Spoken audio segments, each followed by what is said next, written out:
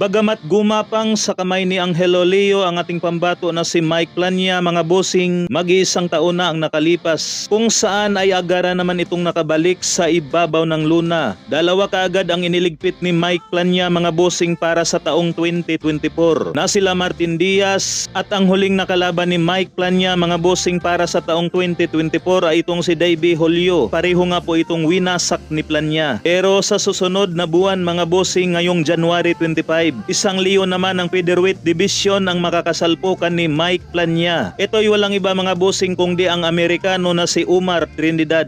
May malinis ito na 17 wins, 13 KOs at walang talo. Rank number 14 ito sa WBO, rank number 10 sa WBC at rank number 2 sa IBF. Kapag ito, mga bossing, ang nailigpit ni Mike Plania sa darating na January 25, malamang sa malamang, mga bossing, pasok na pasok, swak na swak si Mike Plania sa rankings ng featherweight division. Right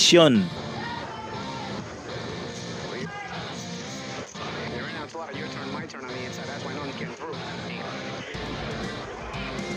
also when you're playing the shots the other guy has to. Good body work from Leo. Ooh, good uppercut there from Plania. See if he continues to try to set up that left hook to the right side.